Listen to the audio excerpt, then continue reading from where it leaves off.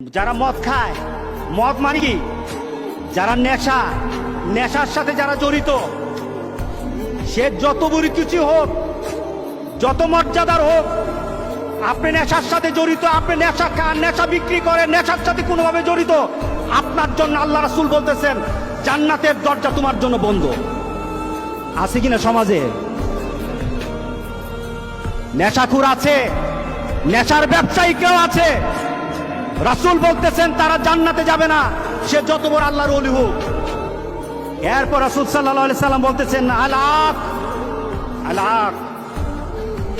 যে মা বাবার অবাধ্য সন্তান আছে কিনা সমাজে, জান্নাতে যাবে না। সে বড় হুজুর, কিন্তু মা বাবার সাথে খারাপ ব্যবহার করেছে। সে বড় দাতা, মা বাবার সাথে খারাপ ব্যবহার করেছে।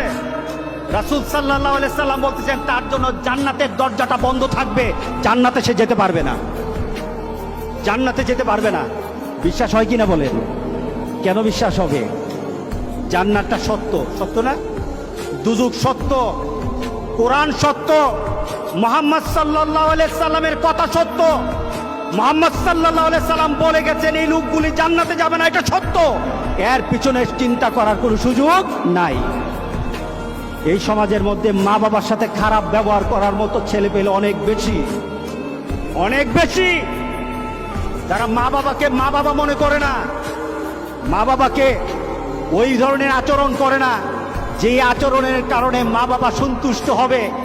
আর রাসূল সাল্লাল্লাহু আলাইহি সাল্লাম বলেছেন যে সন্তানের উপর মা বাবা সন্তুষ্ট, ওই সন্তানের উপর স্বয়ং আল্লাহ সন্তুষ্ট।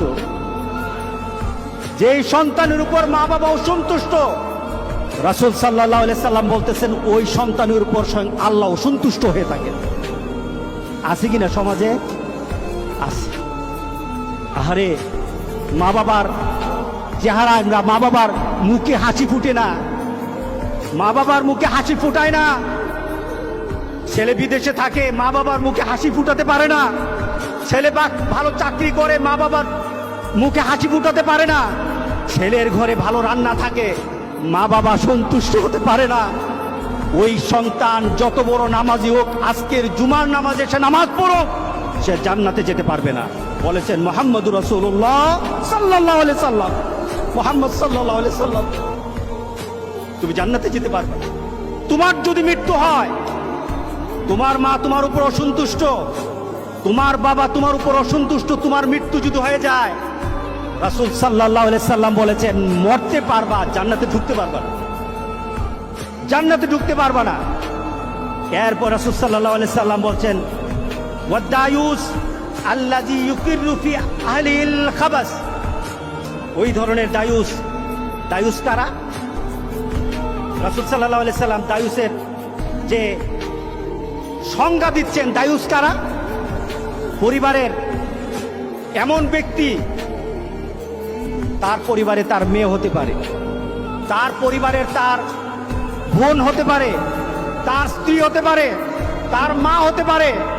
যদি কোনো কারণে সে বেপরদায় চলে, দিনের বাইরে চলে, বেপরদায় চলে, এমন চলা যে চলাটা হলো মুহাম্মদ সাল্লাল্লাহু আলাইহি সাল্লামের নীতিতে নাই, আল্লাহর নীতিতে নাই, মুহাম্মদ সাল্লাল্লাহু আলাইহি সাল্লামের নীতিতে নাই। দায়ুস বলতে আমরা মনি যে চলে সে। রাসূল বলতেছেন দায়ুস হলো সে বাবা হওয়ার পর যদি মেয়েকে সে শাসন না করে যে বেপরদায় চলা যাবে না, বাপ মা হলো দায়ুস।